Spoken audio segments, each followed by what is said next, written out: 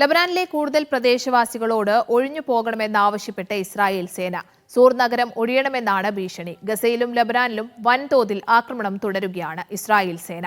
24 മണിക്കൂറിനിടെ ലബനാനിൽ 59 പേരും ഗസയിൽ 28 പേരും കൊല്ലപ്പെട്ടു.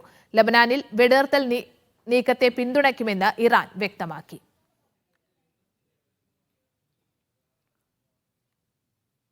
ലബനാനിലെ കൂടുതൽ പ്രദേശവാസികളോട് ഒഴിഞ്ഞു പോകണം എന്ന് ആവശ്യപ്പെട്ടിരിക്കുകയാണ് ഇസ്രായേൽ സേന. അത്തരത്തിൽ ഒരു മുന്നറിയിപ്പ് എന്ന രീതിയിലാണ് ഇസ്രായേൽ സേനയുടെ നിർദ്ദേശങ്ങൾ വരുന്നത്. സൂർ നഗരം ഒഴിയണമെന്ന ഭീഷണിയാണ് ഇസ്രായേലിന്റെ ഭാഗത്ത് നിന്ന് ഉണ്ടാകുന്നത്.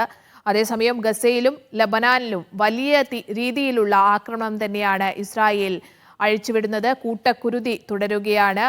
ഗസയിൽ ഇനി ബാക്കിയുള്ള വടക്കൻ ഗസയിൽ അടക്കം ഇനി ബാക്കിയുള്ള ആളുകളെ പട്ടിണിക്കിട്ട് കൊല്ലുക എന്നത് തന്നെയാണ് ഇസ്രായേൽ ഇപ്പോൾ തുടർന്നുകൊണ്ടിരിക്കുന്നത്. 24 മണിക്കൂറിനിടെ വലിയ രീതിയിലുള്ള ആക്രമണമാണ് ലബനാനിലും ഗസയിൽ ഉണ്ടായത്. 59 പേരാണ് ഗസയിൽ 24 മണിക്കൂറിനിടെ കൊല്ലപ്പെട്ടത്.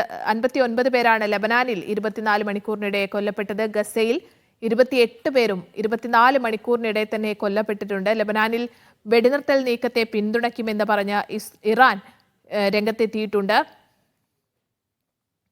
നിലവിൽ ഗസയിലും ലബനാനിലും ഇസ്രായേൽ ക്രൂരത തുടരുകയാണ്. വലിയ രീതിയിലുള്ള ആക്രമണമാണ് ഉണ്ടായത്. സൂർ നഗരം ഒഴിയണം എന്ന നിർദ്ദേശവും ഇസ്രായേലിന്റെ ഭാഗത്തു നിന്ന് ഉണ്ടാകുന്നുണ്ട്. ലബനാനിലെ കൂടുതൽ പ്രദേശവാസികളോട് ഈ തങ്ങളുടെ നഗരം വിട്ടുപോകണം എന്നും ഇസ്രായേൽ ആവശ്യപ്പെടുന്നു. നിലവിൽ ഗസയിലും ലബനാനിലും ഇസ്രായേൽ വലിയ രീതിയിലുള്ള ആക്രമണമാണ് അഴിച്ചുവിടുന്നത്. ഈ മിസൈൽ ആക്രമണം അടക്കം